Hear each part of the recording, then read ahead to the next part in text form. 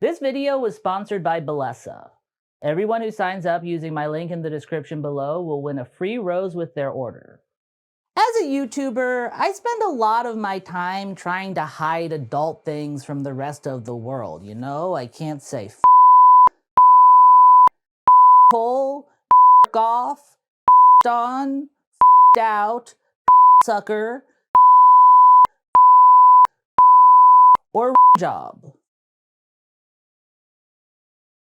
Which is unfortunate because I have a really good story that requires me to use all of those words. It was a weird night.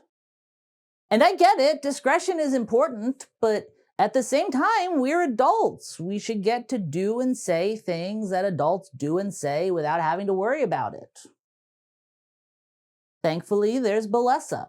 Balesa produces top quality adult toys specifically designed for anyone who's ever needed a pap smear. I did my best to come up with a way to describe them that was both inclusive and algorithm friendly, and that was the best I could do. Hey, yeah, these ain't your granny's adult toys. Thankfully, that would be weird. Balesa's sleek, modern designs are so discreet that most of you haven't even noticed that there are 3 of them in this shot right now. This is the Pebble. It's ergonomically built to provide independent suction and vibration, all while looking like something that would help Sailor Moon transform. This is the Air Vibe. It's for dual stimulation, and it's waterproof, which to my understanding is very necessary when it comes to dual stimulation. And this happy little fellow is the Thump. It thumps. Not sure how to describe it any more than that, but trust me, you're gonna want it. And don't let their pretty faces fool you. These guys get the job done. I mean, I personally don't have the right equipment to fully enjoy them, but I've been using the Thump on my neck, and I gotta tell you, it's been great at getting the knots out. You can only imagine how good that would feel on a But I can't say that, that's like a technical term. Getting products from Balesa was an interesting experience because I don't super have a need for them, but at the same time, they might be the nicest things that I currently own, so I plan on keeping them. I have friends who have expressed interest in taking them when I'm done, and I have said no. I feel classier just having them in my house. I'm not even joking. One of them is so pretty that I put it on my shelf with all my other knickknacks.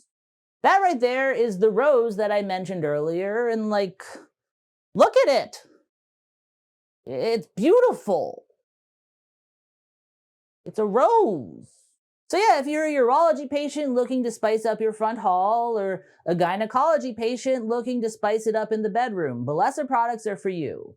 And like I said, right now, everyone who signs up using my link below will win a free rose with their order. Thanks to Balesa, adults can be adults without feeling the need to hide. Even if we can't say the words or nipples. Huh. I guess I can say that. Good to know.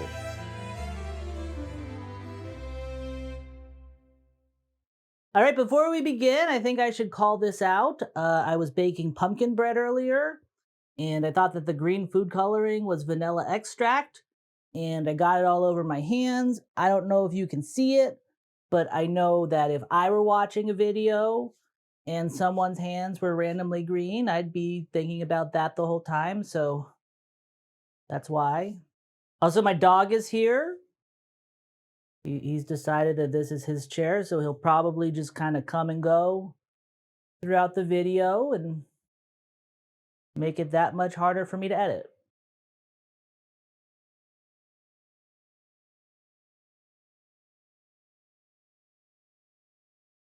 Doing what I do, I get a lot of people in my life telling me about different TV shows or movies that they think I should do a video on, and I always really appreciate that. But generally speaking, I also usually ignore it. I'm just too easily distracted. I know that's probably surprising to a lot of you, but it's true. I currently have like 40 videos on my to do list, which at my current rate of production is like 12 years of work already on my plate. So while I'm sure that a lot of the suggestions people have given me are really good, I kind of have to just focus on my own stuff because if I don't, odds are I'll never get it done. However, recently my friend told me that she was watching obscure sitcoms on YouTube and she came across a show that she said was so insane that I needed to do a video on it.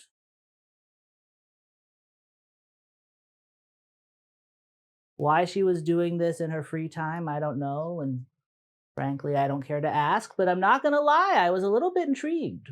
For one thing, she also works on the internet, so she knows from insane. Also, she couldn't give less of a crap about any content I might make. I was actually a little surprised she even knew that I made videos, so for her to suggest something tells me that she feels a certain amount of passion about it. More than anything, though, I had just never heard of the show she recommended to me before, which was surprising. Name a sitcom that aired between 1997 and 2010, and odds are that I haven't just heard of it, I've seen every episode. I wasted most of my youth watching television, and I'd do it again. I feel like usually I'll look up a show, and at the very least, I'll think, all right, I remember seeing commercials for that. That looked bad. So the fact that not a single bell was being rung by this one had me curious. So I watched it. And as most of you have probably already guessed by the fact that I'm making this video, my friend was right. The show in question was called Tucker, and it aired on NBC between October 2nd, 2000 and October 23rd, 2000. Which might explain how I managed to miss it. It's not impossible that a single grounding kept me from watching television during its entire run. And yeah, it's a weird show. I feel like the best way to describe it is that someone did a lot of drugs and tried to recreate Malcolm in the Middle from memory.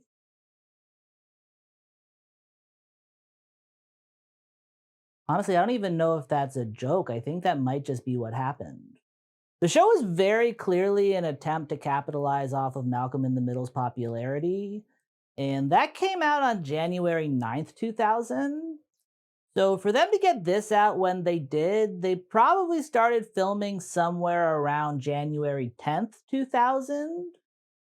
And because of that, I can't imagine that at least the pilot wasn't written in a coke fueled haze. Although, to be fair, most sitcoms were written in a coke fueled haze back then, and very few of them are as weird as this one. It's honestly impressive how many big swings the show managed to take while still feeling extremely derivative. It's about a boy named Tucker.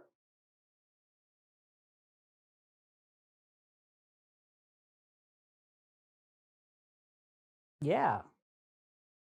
Tucker and his mother have just moved in with his aunt and her family because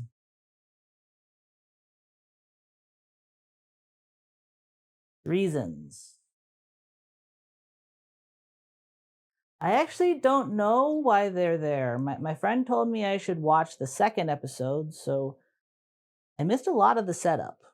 And actually, if I'm gonna do this video properly, I should probably watch the pilot to make sure there's not anything important I'm missing. So I'm gonna go do that now. All right, I'm back. And if anything, I'm more confused now than I was before.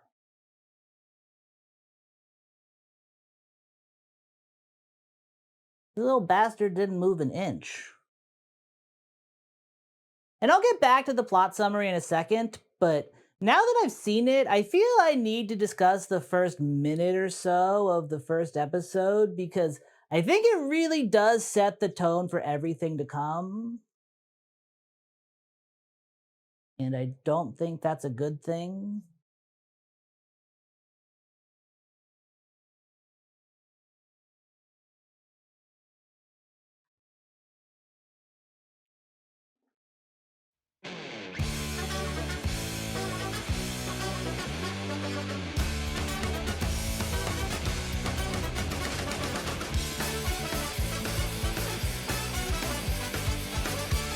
Poor things. I can't hug someone in this condition, especially not a relative. What? You too big to hug your aunt now? Huh? Oh, she meant too old. Of course not, Aunt Claire. So, yeah, I'm fairly certain that this is meant to be an erection joke, but they never really say outright that he has an erection, so I guess we're just supposed to assume? And I wouldn't say it's confusing necessarily. He's a 12-year-old boy hiding his pelvis behind something so someone won't hug him. If my mind didn't immediately go there, it's only because every muscle in my body was fighting to keep that from happening, because going there makes my mind extremely uncomfortable. Still, while it's not really rocket science what's going on here, I'm still not really sure why it's going on. On a narrative level, I understand it biologically and all that. But I mean, I guess he is a pubescent boy, so there doesn't really need to be a reason, but that should be the reason. It honestly feels like there's a line missing. I think there needs to be one sentence of narration. Hi, my name is Tucker, and oh no, not again. This keeps happening. I hate puberty. Granted, I still wouldn't be thrilled by this scene, but at the very least, it would explain to me why I'm currently watching a 14-year-old boy hide his boner. It would tell us that this is a show about navigating the awkwardness of adolescence. As it is now, it kind of just seems like Tucker is aroused by his aunt. And to be fair, that may be a me problem. Clearly, what I'm watching is not the highest quality version of the show. There are a lot of parts here that clearly have skips that aren't in the original. I'll go up and get settled. Okay. I hate abandoning my mom tonight. Still, I don't think I can blame this one on the guy who stole all the episodes and put them on YouTube. I've rewatched the part a bunch of times trying to find where the skip might be, and it really seems like there isn't one. I might be very wrong, but I kind of think that that skip was intentional. It seems like there used to be a line there that got cut out in the edit,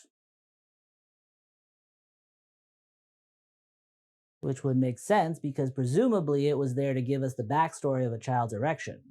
And there were a lot of moments like that throughout the series. I feel fairly confident that this show was the result of a lot of behind the scenes arguments. It never really feels like the people making it fully agree on what they want it to be. I think it's very telling that when it originally aired in the United States, it was on prime time on NBC, suggesting that the target audience was adults.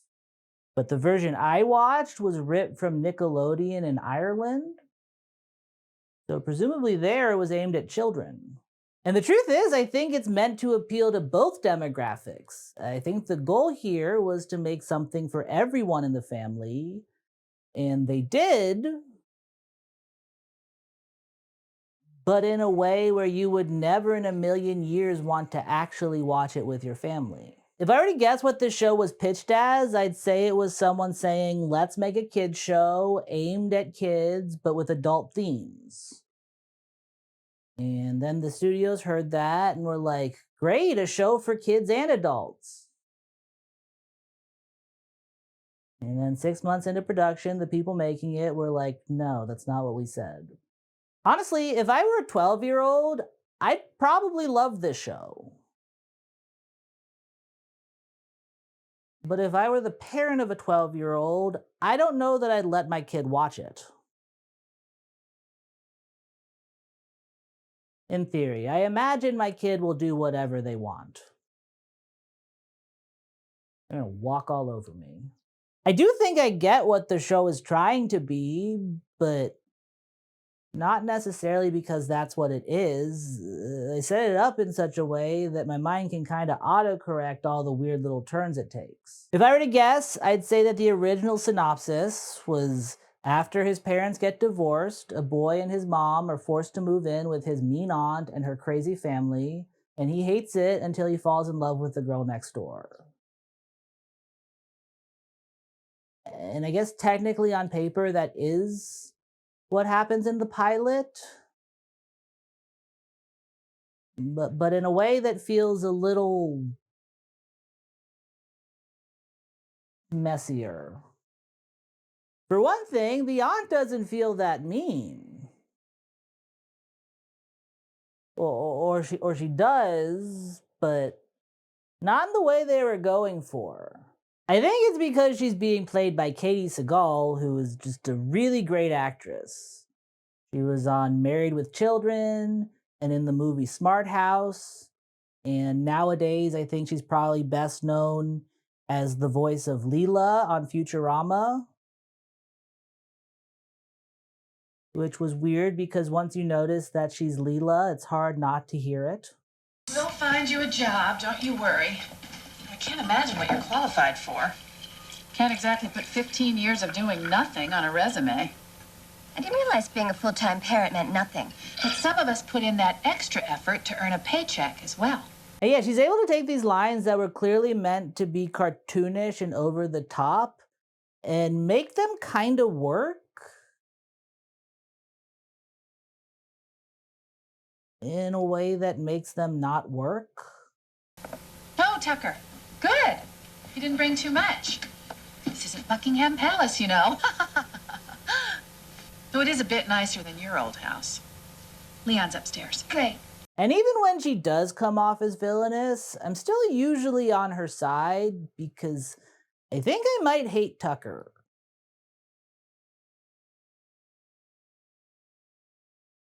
I'm not above hating a child.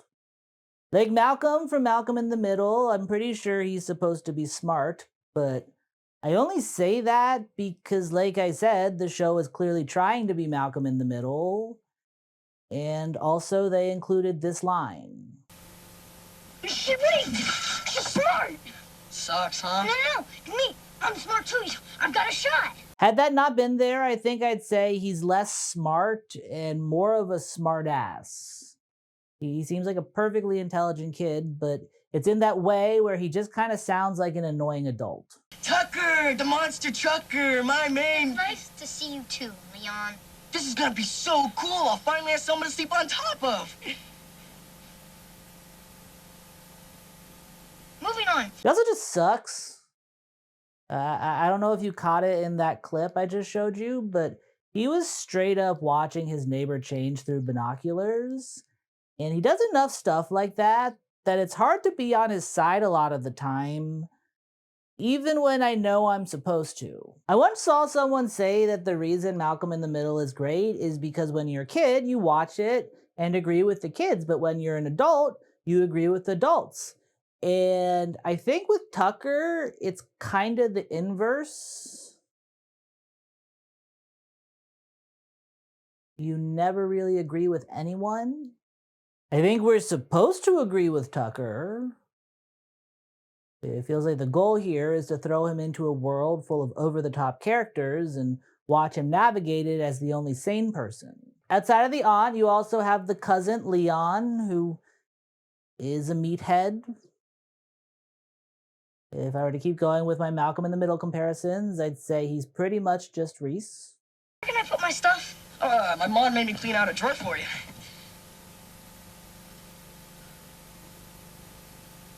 What was in it before? Just some food and junk.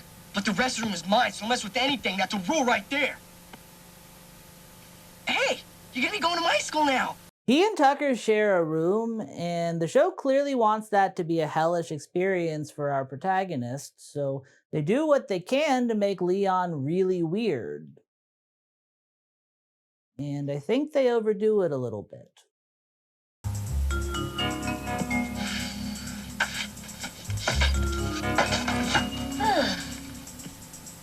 I forgot about his human hair collection. The only member of his extended family that Tucker seems to like initially is his uncle, although he's also weird as hell. Uncle Jimmy, Trans-Globe airline pilot.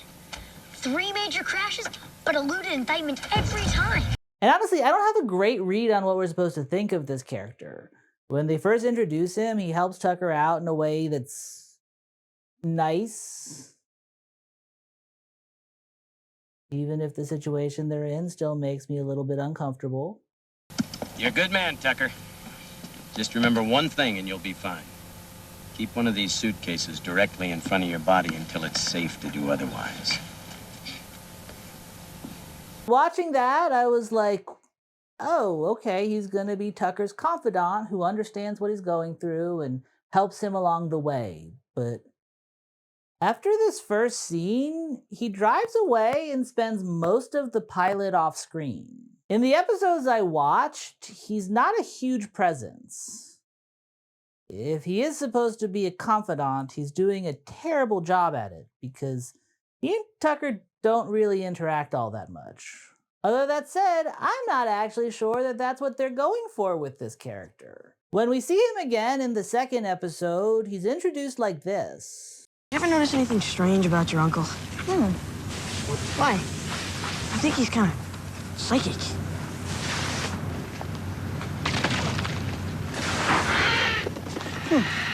And the more I think about it, the more I think that this character's main trait is that he's secretly psychic. For reasons that they never fully explain.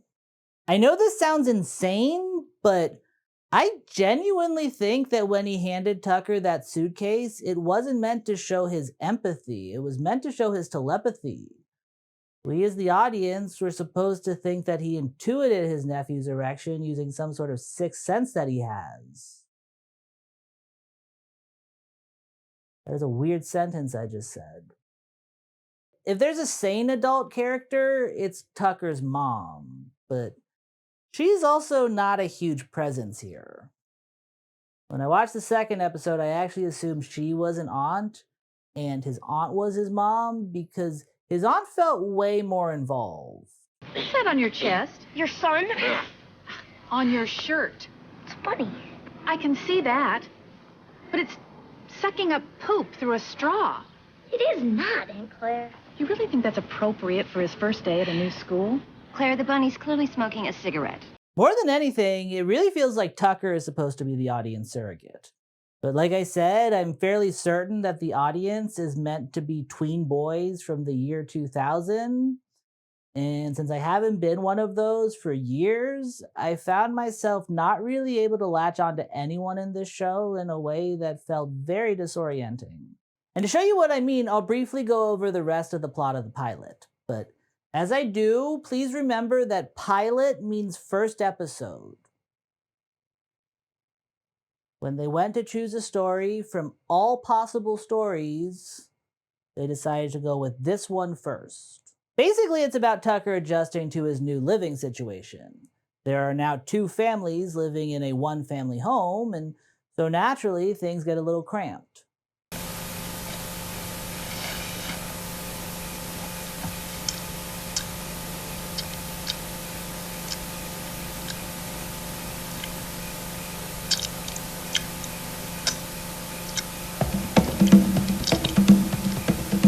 Please believe me when I tell you that that clip I just showed does not make any more sense in the context of the show.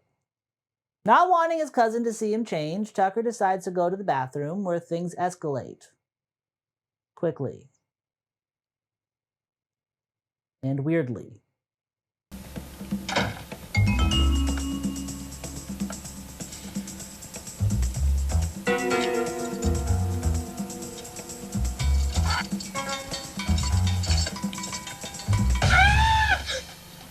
It took me a second to figure out what was going on there, because when I first saw that, I spent more time than I care to admit wondering why the aunt was just standing in a dark bathroom by herself. Eventually, I realized that this was an ensuite situation and she was changing in her bedroom with the door open, which honestly does make this all feel like an honest mistake. What do you think you're doing? Nothing! You were watching me change. You've got to be kidding me. And I think the show knows that. I think the aunt's outsized reaction is meant to prove to us that she's crazy, but again, Katie Seagal sells her lines enough that it kind of starts to feel like her reaction is understandable, and that just makes the show's logic feel off. Claire, is everything all right? I heard you scream. Everything's fine, Mom. Go away. Tucker? What are you doing in here? I'll tell you what he was doing. Claire, he's 14. A boy his age needs a certain amount of privacy. And what about my privacy? And to be fair, I guess that the show's logic is off. I know that if I were in a situation where I was in the same room as a pantless 14-year-old boy, I would not stick around long enough to accuse them of anything. Even if they were watching me change, I think my reaction would be like, oh, sorry. And then I'd get as far away from them as possible. Even watching this, I think I left the room. They showed way more of that little boy's leg than they should have. He was watching me undress. Mom, why would I do that? She's all old. Go to your room. Yes, ma'am. Was that shot really necessary, camera guy?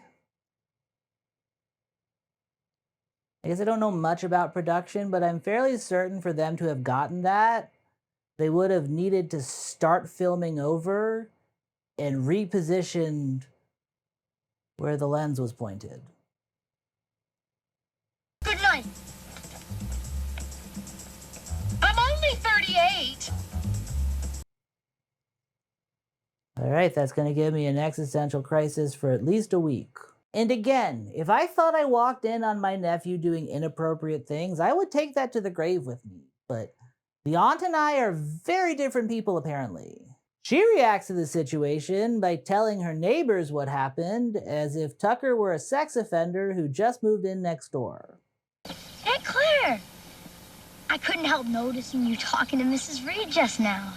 Seems you can't help noticing a great many things I do. Yeah, that's a good one. Moving on.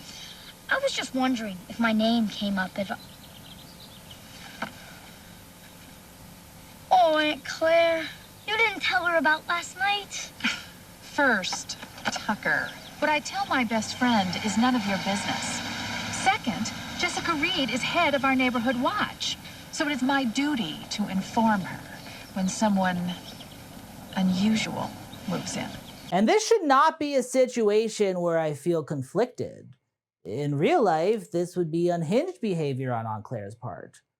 I think right now the correct thing for Tucker to do would be to find his mom and tell her that he doesn't feel safe staying in the same house with her anymore because she clearly has an undiagnosed personality disorder that she needs to work on. Unfortunately, though, that's not what happens. Like I said, this show is very clearly from and for a teen boy's perspective, so Tucker's main concern is that his new crush might find out what his aunt is saying about him. Was McKenna within earshot? She passed through the room once or twice, but she might not have heard. I better go back and make sure. No. And honestly, even that wouldn't be the worst thing in the world. Clearly not the main issue here, but I get being a teen and not wanting to be embarrassed. Here's the thing, though. Tucker was spying on that girl. The only reason he saw his aunt telling those people about him is that he was looking at their house through binoculars at the time. And again, I don't think that that makes the aunt right to do what she does, but it does mean that Tucker is also in the wrong. There is nobody to root for in this situation. Tucker very much was peeping, so when the neighbor girl does this, She's not wrong. How dare you step foot on this property, you warped little sicko! That's right. I know all about your peeping ways and old lady fetish. How a young girl like me fits into your twisted fantasies is beyond my scope of comprehension. Of course, she's not serious either. She's purposefully overreacting as a prank. The point of this is to show what a cool girl she is because she gives Tucker a chance even though his aunt smears his name. I'm gonna go now. Hang on there, cowboy! I was hoping to mess with you a little longer. And like, I think there's a way this could work. If I were given the episode up to this point and asked to finish it, I'd probably do something like this. Look, about what my aunt said. It's okay, Claire's been my mom's best friend for years. I know not to take what she says at face value. She tends to exaggerate. Yeah, tell me about it. Although this time she's not wrong, you are a bit of a perv. What are you? I know you were watching me through your window. You're not as smooth as you think you are. Listen, McKenna, don't worry, if there's ever something I don't want you to see, I'll make sure to close my blinds. Hollywood, I await your call. And obviously, that's not the perfect way to end things. It's a lot more sexually charged than the sort of dialogue I prefer to write for 14-year-olds. That said, though, I think it gets the point they're going for across while also not letting Tucker off the hook and giving the neighbor girl a certain amount of control over the situation. I mean, at the very least, I think my version is better than what the professionals went with. So you're not gonna call the police? You think I care if you caught a glimpse of Claire in the altogether? I mean, if you ask me, you did her a favor. How do you figure? Why do you think she told the whole congregation about it? Her mouth may have been warning them about a peeping Tom, but her heart was singing, somebody thinks this old bag of bones is still foxy. Neat. What a fun perspective for a teen girl to have. Also, I can tolerate a teen thinking that 38 is old, but an old bag of bones feels pretty harsh. I'm not that far off from 38, and I'm pretty sure I still have baby fat. Still, I get why they went this way. The neighbor girl is supposed to be Tucker's dream, and the aunt is supposed to be his nemesis, so having the neighbor girl trash his aunt is a good way to make her seem cool in Tucker's eyes. It also makes it sting that much more when she says this. You know, we should hang out sometime. Oh, yeah. I think you get along really well with my boyfriend. Oh, and thanks for the hat. Boyfriend? I will not be explaining any other part of that clip. And yeah, I would argue that that is more the premise of the series. The pilot establishes a show about Tucker struggling to share a house with his extended family, but most of the episodes I watched revolved around Tucker's efforts to get with the neighbor girl, despite the fact that she already has a boyfriend. Her name is McKenna, and she's probably my least favorite part of the series. Which is saying something. And that's not because she's annoying or obnoxious or anything like that. She's barely a character, if we're being honest. She's played by Alison Lohman, who is an actress that I love. Until I found out that she has a Twitter, but that doesn't change the fact that Drag Me to Hell still slaps. And I'd say she's doing the best with what she's been given here. She just hasn't been given much. Her main purpose is to be the object of Tucker's desires, so while we do get little glimpses of her personality here and there, it's mostly just slow motion shots of her walking down the school hallway.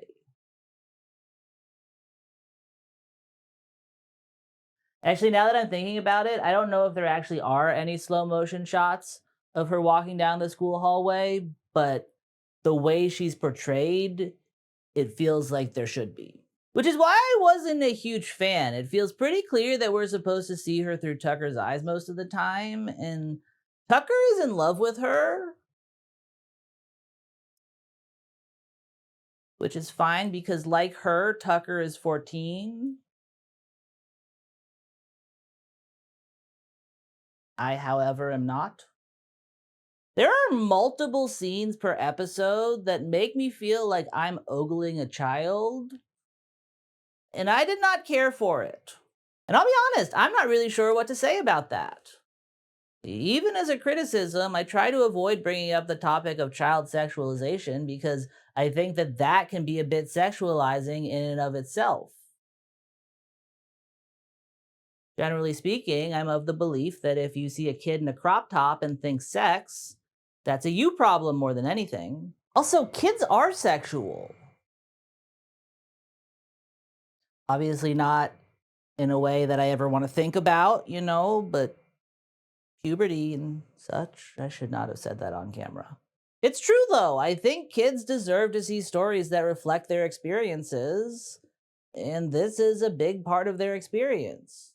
I'm very clearly not this show's intended audience, so part of me thinks that rather than talking about how uncomfortable it makes me, I should just not watch it and let whoever wants to enjoy it. A much larger part of me, though, just wants to talk about it because I've already watched it, and if I keep this shit to myself, I think it might cause an ulcer. This show really is unfortunate. For one thing, even if the intended audience is meant to be younger, I still feel pretty confident that the people making this were adults, and that makes me uncomfortable. And what makes things even more uncomfortable is that the only people involved in the production who aren't adults are the actors. They do a pretty good job of casting people who feel like actual kids because they were actual kids. And it makes things that much worse. I don't think that the people making this were trying to be like evil or anything, but regardless of their intentions, they ended up making something that's truly fucked up. And that brings us to episode 2. Like every entry of the show, there are a lot of unnecessary details that I don't think I can let myself go into because if I do, this video will be very long and it will end in me having a nervous breakdown. But the basic gist of it is that Tucker ditches class to go to a convenience store. On his first day at his new school, Tucker tries to take his relationship with McKenna to the next level, and that leads to her introducing him to her friends. I want you to meet my new neighbor. Right, the peeping Tom. McKenna said we get along. Tucker, this is Kiki. Yeah, his mom saw Grease a few too many times. I got a sister named Rizzo even. I think if I have one criticism of this show besides how deeply creepy it gets, it's probably that it tries way too hard to be quirky. That character could have just as easily been named Jeff. Also, doesn't Rizzo think she's pregnant with Kaniki's baby and contemplate getting an abortion? I have no problem with someone naming both of their kids after characters from the same movie, but I think if they do, they should make sure that those characters have never had sex with one another. Frenchie would have been an equally good girl's name is all I'm saying. Although actually, who knows? I feel like Kaneki probably did get around. Tucker assumes that Kaneki is the boyfriend McKenna was talking about because, well, they are weirdly touchy. And so when they invite him to go to lunch with them, Tucker repays their friendliness by trying to break them up. The three of them go to a royalty-free version of 7-Eleven and shop, I guess. I don't know. Summarizing this show is hard because a lot happens, but none of it is important or interesting, so I'm not really sure how to talk about it in a way that isn't boring. Tucker and Kaneki pair off. I know I'd be a better boyfriend than this Kaneki character. It's just a matter of finding his weakness and exploiting it. So, I heard a couple of girls talking about you in first period. One of them thinks you're cute. Seriously? Who? There it is. Vanity. He thinks he can do better than McKenna. The fool. Tucker sucks. I think her name was Michelle. Michelle Johnson? Uh-huh. I knew it! Hey, McKenna! Oh, hey. Come on. You don't want to tell her. Just keep this Michelle info in your back pocket. In case you and McKenna ever break up. You think McKenna is my girlfriend? She's not? Nah, we're like buds for life. We used to take bands together and stuff. Really? Like how long ago? You were trying to break us up so you could swoop. You're evil. No wonder McKenna likes you. She said that? See, I knew she didn't really have a boyfriend.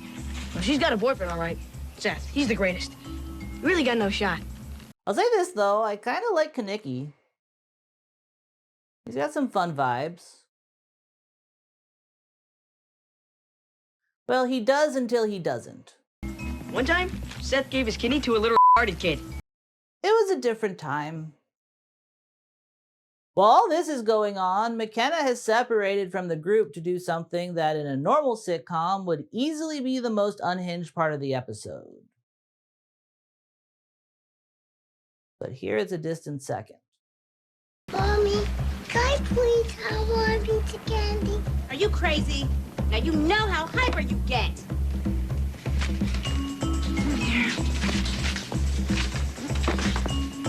I'm gonna go get a sandwich. I'll meet you guys at the register. And yeah, she pretty much decides that she knows better than that kid's mom and starts dumping sugar into his mouth while she's not looking.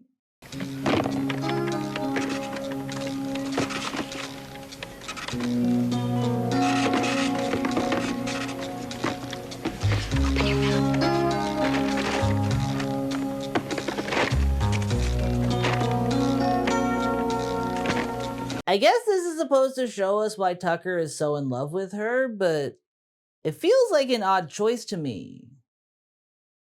Even if you think she's being nice by giving that kid candy, there's something weirdly upsetting about the way she's just dumping it down his throat like that.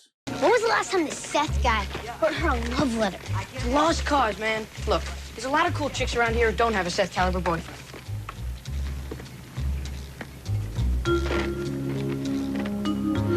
It looks like she's waterboarding him with pixie sticks. I don't get why she didn't just hand him the candy and let him eat it on his own terms. Although honestly, even that would have been a bit suspect. Generally speaking, giving candy to children who aren't yours is creepy. Had the psychic uncle been the one to do this, I don't think it would feel quite as charming. Okay. Those are for later. Thank you.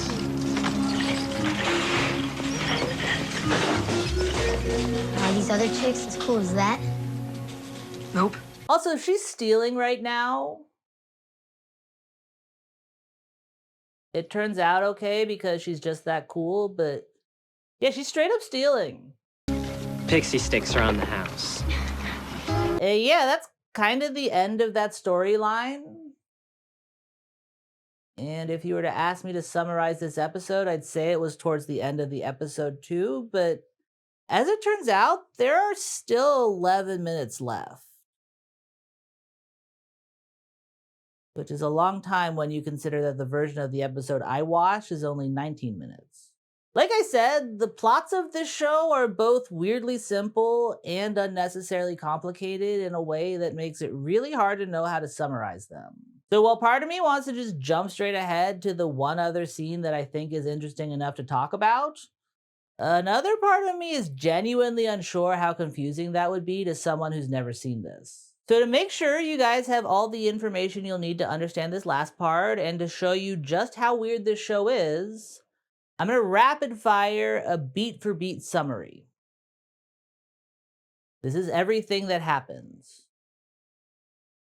And if some of it feels like it could have been edited out, that's because it probably could have been.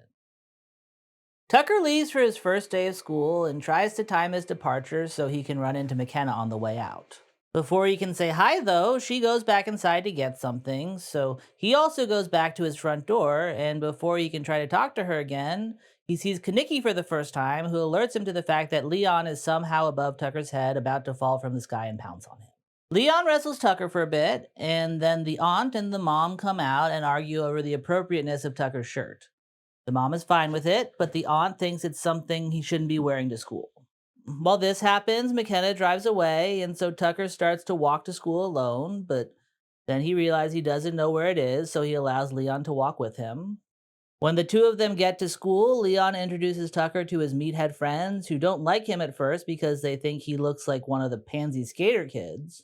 Leon vouches for him, though, so they initiate him into their group.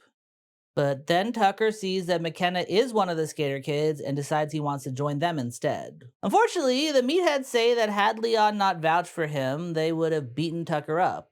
And not knowing how to excuse himself from the group unscathed, Tucker makes up an elaborate plan to pretend to infiltrate the skater kids group as a spy for the meatheads.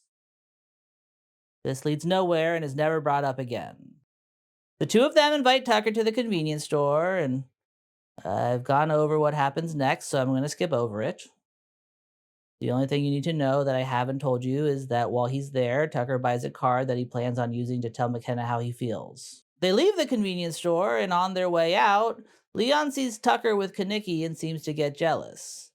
They head back to the school, and just as Tucker is about to go to the class he shares with McKenna, the principal goes up and gives him detention because his shirt is inappropriate.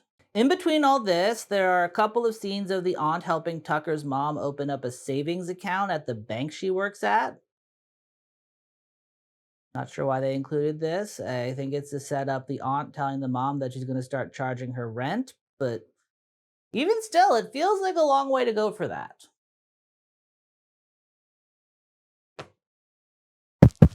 After detention, Tucker walks home and tries to think of what to write on his card. And on his way, he runs into Kiki, who talks some more about how great McKenna's boyfriend is. Tucker goes inside and talks to his mom for a bit before brainstorming his card some more. And then his aunt comes over and makes him help her and Leon with dinner. As he does, he slowly figures out that his aunt told the principal about his shirt and got him detention as a way of teaching him a lesson.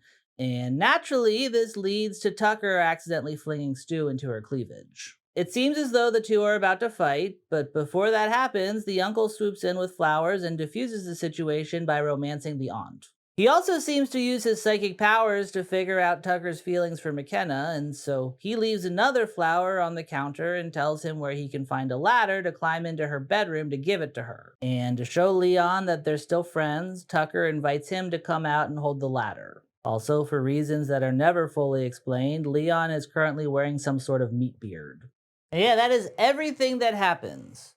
It all leads to Tucker climbing up to McKenna's room to try and steal her away from her boyfriend. And believe it or not, this is where things get weird.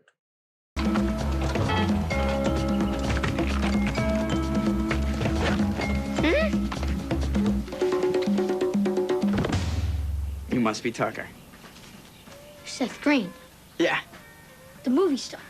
Well, you know, character actor. You were Dr. Evil's son. Yeah, twice. Hey, McKenna told me all about you. She said we'd really get along.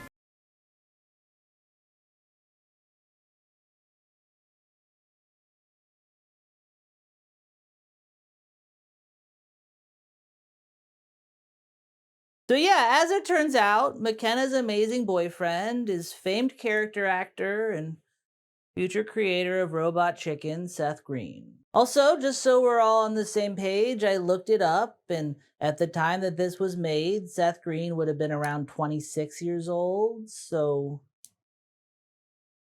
yeah, this choice is exactly as unfortunate as it seems. Although I'll give the show this, I do think I get their thought process here, and it's not quite as creepy as it seems. Or at least it's not meant to be as creepy as it seems. Like I said, I feel like this show is meant to be from Tucker's perspective. And from Tucker's perspective, Seth Green is very intimidating. When you're a teen boy who's still growing, the last person on earth you'd want to compete with is a movie star who's already gone through puberty many times over. Still, regardless of the intention, I'd say that the end result is still creepy.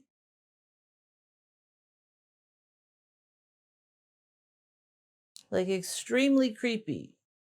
Seth, don't you think you're a little old for McKenna? Certainly had that discussion with McKenna's mom many times. Oh, yeah? Yeah, and she thinks I'm so silly every time I bring it up. See, she insists that biological age is meaningless, that maturity and compatibility are all that matter. And she's right, of course. I have to stand firm on my no premarital sex policy. McKenna's really chomping at the bit on that one. Oh, I figure an 18th birthday / wedding should satisfy everyone.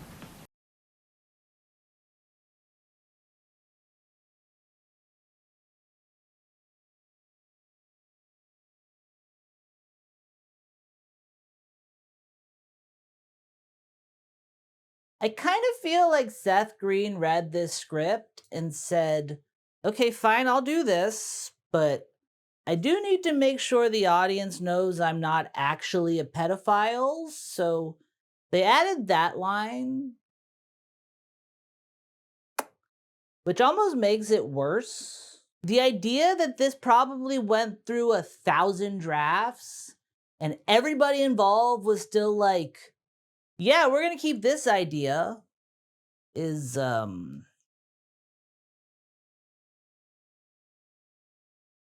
bad. It's bad. I can't even think of a more interesting word to describe it. It's just bad. And at no point is anyone ever like, hey, this is really creepy and we need to put a stop to it. Seth Green is only ever portrayed as this amazing boyfriend that Tucker needs to compete with. The closest the show ever comes to saying anything negative about their relationship is that the aunt doesn't like that he's parking his Escalade outside of their house when he's dropping McKenna off from the Hollywood parties he's taking her to. Not really a negative about the actual relationship, though. The episode is about a rivalry that forms when the aunt decides to run for block captain against McKenna's mom because McKenna's mom loves Seth and she won't tell him to park down the street. And yeah, normally this is where I try to wrap things up by making some larger point about whatever I'm talking about, but I'll be honest, I don't really want to think about this show anymore, so I guess if you have thoughts, share them in the comments below. Or just go watch something else. It's probably not great for engagement, but I totally understand if you need a palate cleanser after that. If you're still here though, that's my episode. Thanks for watching.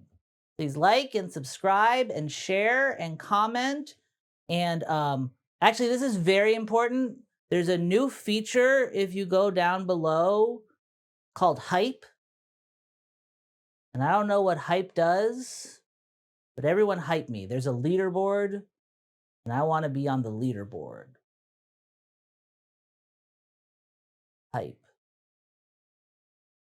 No idea how it's different from liking, but whatever. Also, if you want to support the channel and have some money to spare, you can consider super thanksing me. And I have some super thanks to super thanks back, but my camera battery is about to die. So I'm just gonna cut it there. And know that I appreciate you. I promise I will thank you next time. There are some people who are very deserving of thanks. I could have just thanked them by now. Just stop talking, Willie. It's the end of the episode. Go! Fuck! Okay, I forgot I have to pose. So hopefully this does not die too soon. And it usually gets like a minute or so out. I don't know why I'm always like, why am I always, I need a, ooh, if I could have, why does it take so long? Because I'm like flustered. I gotta,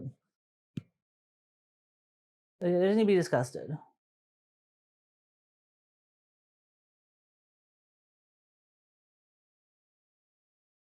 Really hard for me to be disgusted because I feel like when I get disgusted, my disgusted look, I like, can I do like a frog neck thing? I need to like,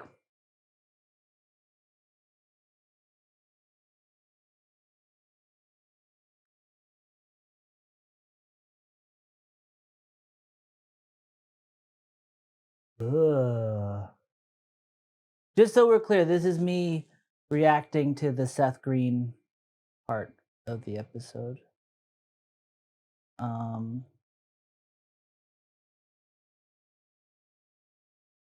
Also, I do want to say, so my patrons' names are scrolling by. I do want to take a second to say, I've been very bad at Patreon. Patreon to me is kind of like, Do you ever get overwhelmed by emails? I get overwhelmed by Patreon sometimes, and then I just like avoid it, and then people, no one tells me that I need to respond because y'all are really nice. So if you're on Patreon and I haven't responded to you, one, always feel free to message me first, and keep messaging me. It's not like me ignoring you, it's just me being like, I gotta I'm terrified to answer emails. And then two, I am getting to. I'm gonna, after I finish this video, I'm gonna make sure to clear up all my patron stuff. So if I have not responded to you, please message me and comment or whatever. But I do want to apologize to anyone who's still waiting to hear back from me on Patreon. I don't know why this battery like. I should time it next time it starts blinking because I need to figure out how long it takes because it takes whatever. I don't know what. Next thing, if I get 100,000 subscribers, I'm investing in a camera that plugs in because that'll make my life easy. Although, no, that's kind of mean. My camera got me there. I don't want to abandon him. All right, I guess I'm just gonna keep my camera that dies a lot because Toy Story ruined me and a generation of people by making us think that inanimate objects have feelings. Okay, let's get a couple more in before this thing dies.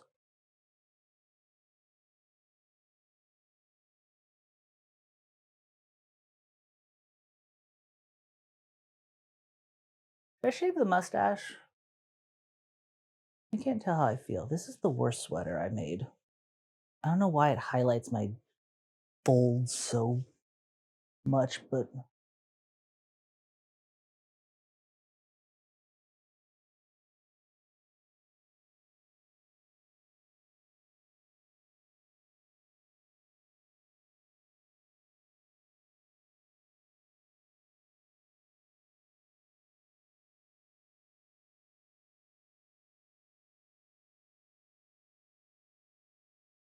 oh my god. Problematic celebrity cameo.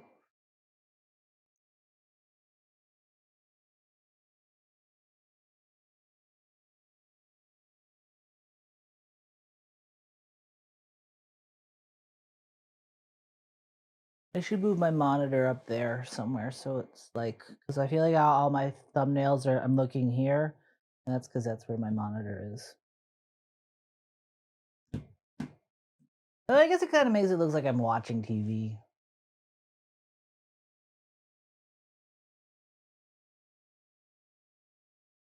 See, it's hard to like be really properly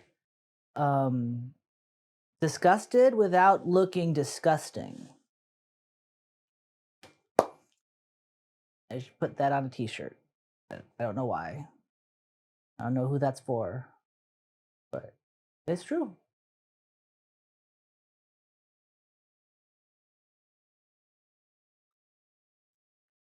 Shoulders back, neck out. I swear my neck used to be longer.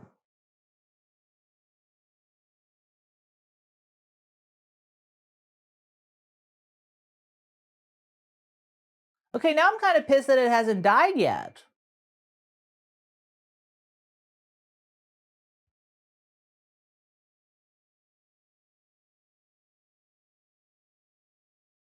I feel like I need to angle myself so people can tell that I'm a human and not a sack of mashed potatoes in a sweater.